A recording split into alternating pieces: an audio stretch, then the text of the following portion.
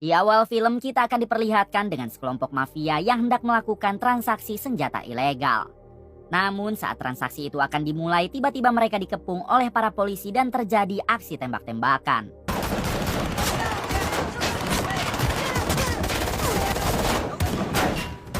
Di tengah peperangan, dua orang anggota mafia berhasil kabur sambil membawa laptop yang berisi saldo jutaan dolar untuk membeli senjata ilegal tadi.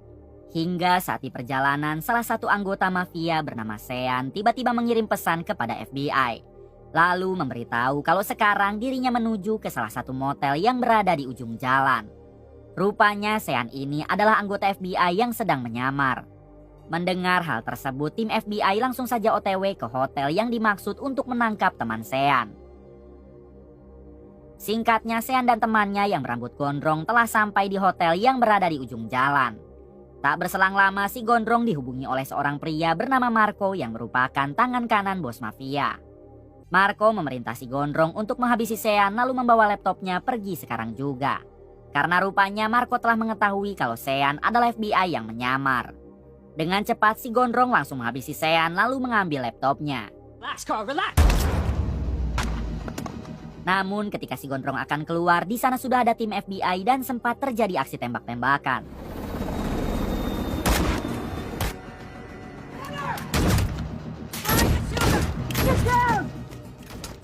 Sialnya si gondrong dapat melarikan diri sembari membawa laptop berisi uang jutaan dolar. Setelah itu, salah satu agen FBI mengabari sang ketua FBI yang bernama Sebastian perihal Sean rekan mereka telah dihabisi oleh si gondrong. Mendengar kabar tersebut, Sebastian pun hanya bisa terdiam karena baru kali ini misinya gagal. Adegan berpindah kepada bos mafia bernama Velo yang sedang dihubungi oleh tangan kanannya yaitu Marco. Di sini Marco meminta maaf karena transaksi senjata ilegal mereka telah gagal. Kegagalan itu disebabkan oleh Sean yang ternyata agen FBI. Namun Velo tidak usah khawatir karena Marco telah mengamankan laptop berisi uang jutaan dolarnya ditambah menghabisi Sean. Bukan hanya itu, Marco juga telah menangkap si gondrong yang merupakan orang yang telah merekrut Sean bergabung. Mendengar hal tersebut, Velo menjadi marah lalu meminta Marco agar tidak melepaskan si gondrong. Karena sekarang juga ia akan pergi ke sana. Selang beberapa saat terlihat Velo yang sudah tiba di tempat Marco. Velo langsung saja menyiksa si gondrong karena telah merekrut Sean yang merupakan agen FBI. Si gondrong memohon ampun dan bersumpah jika dirinya tidak mengetahui kalau Sean adalah agen FBI. Namun Velo tidak peduli lalu segera menghabisi si gondrong. Selanjutnya Velo memerintah Marco agar melanjutkan transaksi pembelian senjata ilegalnya besok malam. Velo juga sudah mengutus satu ajudannya yang akan menemani Marco saat bertransaksi. Pagi harinya berpindah kepada Sebastian, sang ketua FBI yang kala itu tengah menghadiri pesta ulang tahun keponakannya bernama Christina. Di sini Sebastian langsung mengucapkan selamat kepada Christina dan doa supaya panjang umur. Kemudian Sebastian disambut baik oleh ayah Christina atau adik kandung Sebastian yang bernama Alex. Selanjutnya Alex memberikan kado spesial untuk Christina yaitu satu mobil mewah. Terlihat Christina sangat bahagia karena ia tidak menyangka akan diberikan kado semewah itu oleh Alex ayahnya. Ketika acara ulang tahun sudah selesai, Alex dan Sebastian pun lanjut mengobrol sambil bersantai di halaman rumah. Sebastian curhat kepada Alex tentang misinya yang kemarin gagal. Bahkan sampai menewaskan satu anak buah Sebastian yaitu Sean. Sebastian sangat dendam kepada kelompok mafia itu dan sampai kapanpun ia akan terus mengincar mereka lalu menangkap bosnya. Alex pun hanya bisa mensupport apa yang akan Sebastian lakukan.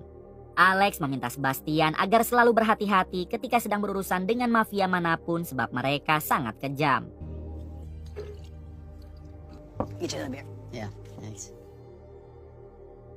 Keesokan harinya memperlihatkan Sebastian yang sedang melakukan rapat dengan anggotanya di kantor FBI. Di sini satu anak buah Sebastian berhasil mendapatkan informasi dari informannya. Kalau nanti malam kelompok mafia Velo akan melanjutkan transaksi pembelian senjata ilegal yang sebelumnya gagal di tempat penyimpanan kontainer. Mendengar hal tersebut, Sebastian langsung saja memerintah timnya agar bersiap. Karena malam ini mereka akan menggerebek kelompok mafia Velo lagi. Malam harinya Sebastian dan tim sudah berada di TKP untuk melakukan penggerebekan. Tak lama terlihat Marco dan ajudan Velo si bos mafia yang mulai melakukan transaksi, namun tiba-tiba di tengah pertempuran Marco berhasil kabur. Kemudian Sebastian melihat ajudan Velo yang hendak kabur juga sambil membawa laptop berisi saldo jutaan dolar milik Velo si bos mafia. Dengan cepat Sebastian mengejarnya lalu berhasil memojokkan si ajudan Velo. Namun tiba-tiba Sebastian dibuat terkejut tatkala melihat ajudan Velo yang ternyata adalah Alex, adik kandungnya sendiri. Sebastian pun hanya bisa melohok lalu membiarkan Alex pergi. Selang beberapa saat Sebastian mendatangi Alex di rumahnya. Tanpa basa-basi Sebastian langsung memberikan bogem mentah kepada Alex karena telah bekerja untuk Velo. Untungnya Alex dapat menenangkan Sebastian lalu menjelaskan semuanya. Alex akui memang dirinya sudah lama bekerja untuk Velo. Namun semua itu hanyalah berpura-pura sebab Alex hanya mengincar laptop yang berisi saldo jutaan dolar milik Velo saja. Kini Alex sudah mendapatkannya dan semua saldo itu telah ia pindahkan ke dalam hard drive. Alex berjanji akan membagi dua uang tersebut asalkan Sebastian mau tutup mulut dan tidak usah membesarkan kasus ini. Sebastian tidak memberikan jawaban apapun lalu ia memilih pergi dari sana. I'm done with you. Seriously? 1 jam kemudian terlihat Marco si tangan kanan Velo sudah berada di markas lalu melaporkan semua kejadian yang baru saja terjadi kepada Velo. Velo pun segera mengecek rekaman CCTV di TKP.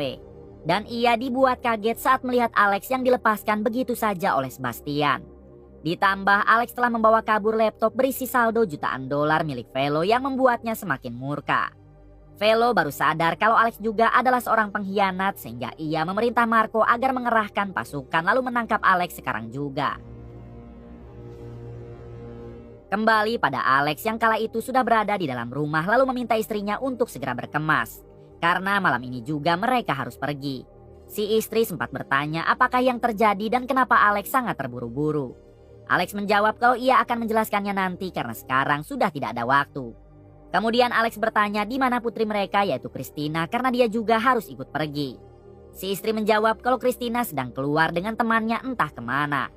Alex meminta si istri untuk menghubungi Christina lalu menanyakan lokasinya. Namun karena nomornya tidak aktif, Alex mengajak si istri agar pergi saja dan mereka akan mencari Christina ke rumah temannya. 20 menit setelah Alex dan istrinya pergi, datanglah satu mobil yang ternyata itu adalah Marco dan satu anak buahnya. Marco dan anak buahnya langsung saja masuk ke dalam rumah Alex untuk menangkapnya, beserta membawa kembali hard drive yang berisi saldo milik Velo. Saat Marco dan anak buahnya berada di dalam, datanglah Christina, putri Alex, diantarkan oleh temannya. Kemudian Christina masuk ke dalam lalu mengaktifkan ponsel. Di waktu yang sama, Christina dihubungi oleh ibunya yang bertanya di mana lokasinya sekarang. Christina pun menjawab jika dirinya baru sampai di rumah dan tiba-tiba seketika Alex menyadari kalau Christina pasti diculik oleh anak buah Velo yang membuat dirinya langsung panik. Selang beberapa saat Alex dihubungi oleh Velo. Di sini Velo mengatakan kalau sekarang Alex tidak bisa bermain-main lagi dengannya sebab Christina sudah ada di tangan Velo. Velo memberikan Alex waktu 72 jam atau 3 hari untuk melakukan pertukaran antara hard drive yang berisi saldo jutaan dolar miliknya dengan Christina. Jika sampai Alex berbohong atau berani menjebaknya lagi, maka dipastikan Christina tidak akan selamat.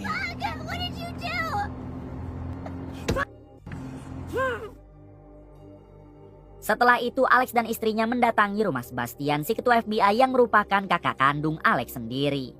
Di sini Alex meminta maaf karena sebelumnya ia telah membuat Sebastian kecewa. Kemudian Alex memohon agar Sebastian mau membantunya untuk menyelamatkan Christina yang telah diculik oleh Velo.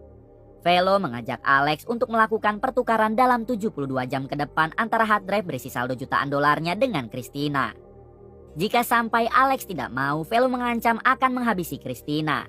Sebenarnya Sebastian tidak ingin berurusan lagi dengan Alex karena sebelumnya ia merasa telah dikhianati. Namun karena demi menyelamatkan Christina keponakannya, Sebastian pun mau membantu. Asalkan Alex tidak pernah berurusan lagi dengan mafia manapun setelah kejadian ini. Langkah pertama yang Sebastian lakukan adalah mengamankan istri Alex. Karena dia sangat berpotensi diculik lagi oleh para anak buah Velo. What are we gonna do, Sebastian? I mean, you work for the FBI. Clock started 2 hours ago. Ketika hari sudah mulai terang, Sebastian membawa istri Alex bersembunyi di rumah amannya.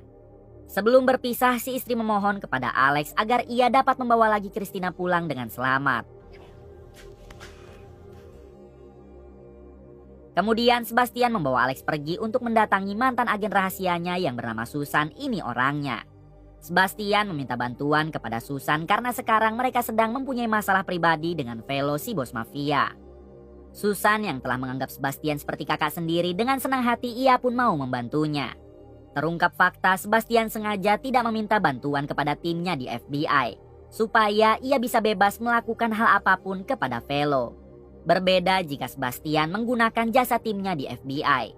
Mereka pasti banyak sekali aturan dan barang bukti seperti hard drive harus diserahkan kepada petinggi FBI nantinya. Malam harinya adegan berpindah kepada seorang mantan pasukan khusus bernama Michael Vincent yang kala itu sedang nongkrong di kafe.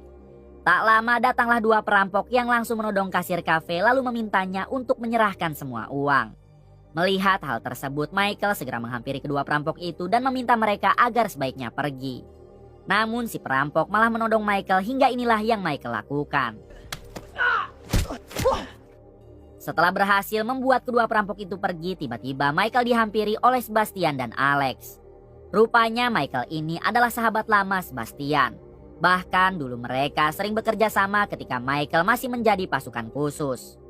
Di sini Sebastian menjelaskan kalau ia membutuhkan bantuan Michael untuk memburu Velo, si bos mafia. Velo telah menculik Christina, keponakan Sebastian. Karena sebelumnya Alex mengambil hard drive berisi saldo jutaan dolar milik Velo. Rencana Sebastian sekarang adalah menghabisi Velo serta menyelamatkan Christina tanpa harus memberikan hard drive-nya. Jika misi ini berhasil, Sebastian berjanji akan membagi rata semua saldo Velo yang ada di dalam hard drive-nya.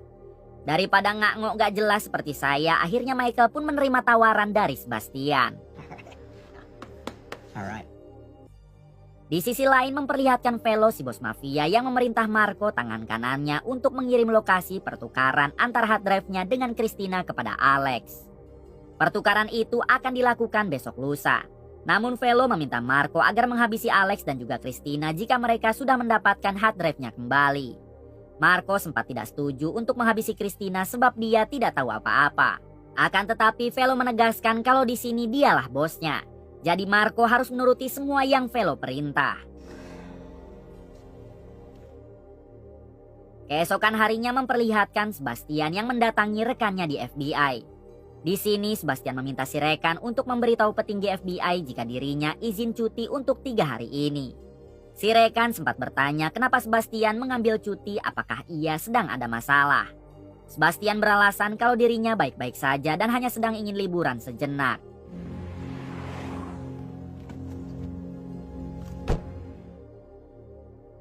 Selanjutnya Sebastian dan Alex bertemu dengan Michael beserta Susan. Kemudian Sebastian membeli persenjataan di teman lamanya. Karena untuk menghadapi pasukan Velo mereka membutuhkan persenjataan yang lengkap.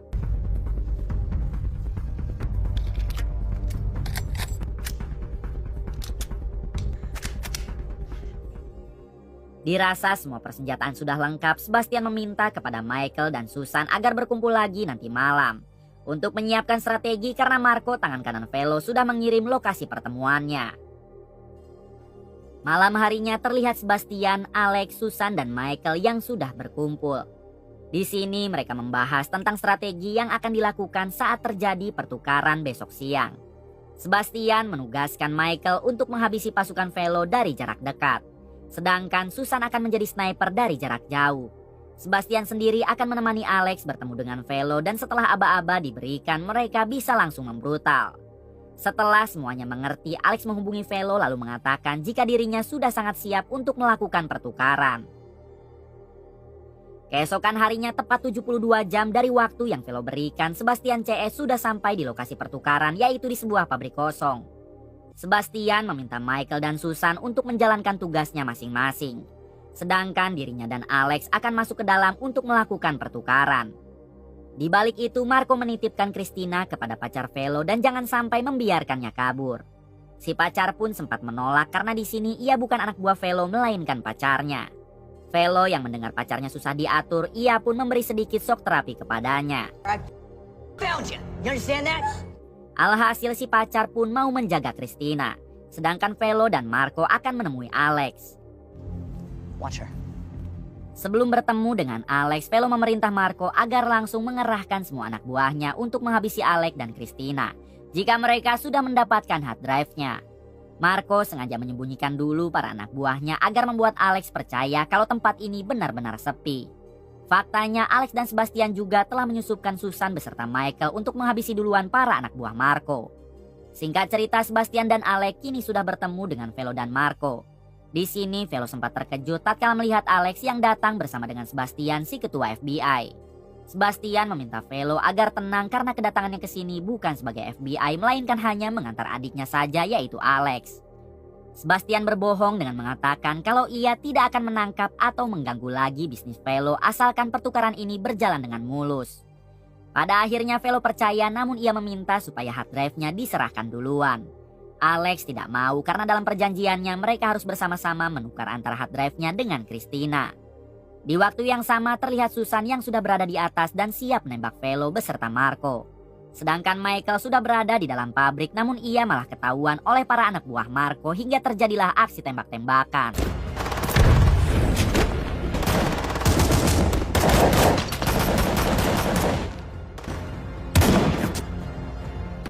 Melihat Marco yang tewas, Velo menjadi murka lalu mengerahkan semua pasukan untuk menghabisi Alex dan Sebastian yang berlari ke dalam pabrik. Sementara Velo sendiri langsung mendatangi pacarnya untuk membawa Christina pergi. Di balik itu memperlihatkan Michael dan Susan yang langsung membantai semua pasukan Velo yang hendak menyerang Alex dan Sebastian.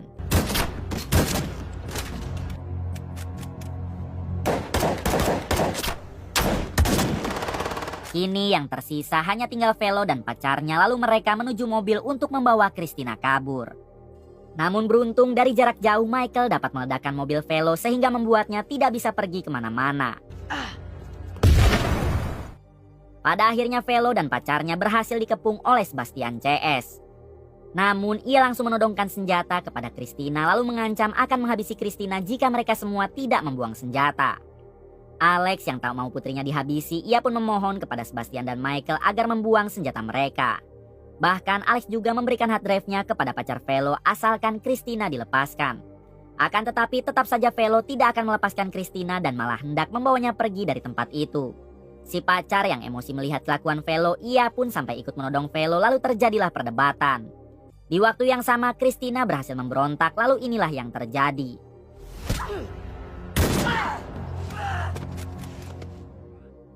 Alhasil Velo berhasil dihabisi dan Alex dapat menyelamatkan Christina dengan selamat. Tak hanya itu, pacar Velo juga mengembalikan lagi hard drive berisi saldo jutaan dolarnya asalkan dirinya dilepaskan. Tentu Alex setuju dan ia akan mencairkan semua saldo tersebut untuk dibagi rata. Sore harinya Christina pulang ke rumah dan ia langsung memeluk sang ibu atau istri Alex. Terlihat mereka semua yang sangat bahagia dan kini Alex mengajak keluarganya untuk berjalan-jalan keliling dunia karena sekarang Alex telah banyak uang. Kemudian film pun tamat.